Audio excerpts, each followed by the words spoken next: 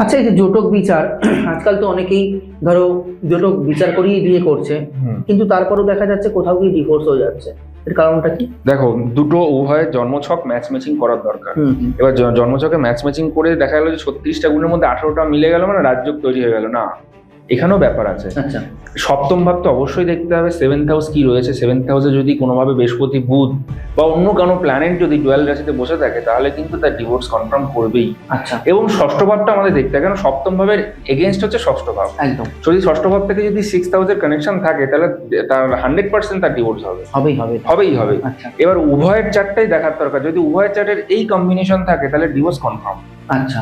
এবার দশা অন্তর্দশা কি বলছে সেটা তো অবশ্যই দেখতে হবে। দশান্তর্দশাটা একটা বড় বিচার আমার। বড় বিচার। দেখো, অনেক সময় কি হয়, জটক বিচার করে দেখা গেল যে তার ডিভোর্সের জায়গা বিন্দুমাত্র খোঁজ পায়নি, কিন্তু কোনো একটা সময় দেখবে ওই সাব পিরিয়ডে তাকে ওই সেপারেশনে থাকতে হচ্ছে।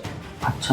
এবার যদি সেপারেশনের জন্য বা বিবাহ জটক বিচার করার পর যে রেমেডি দেওয়া হয়, সেই রেমেডিটা অবশ্যই সঠিক থাকা দরকার।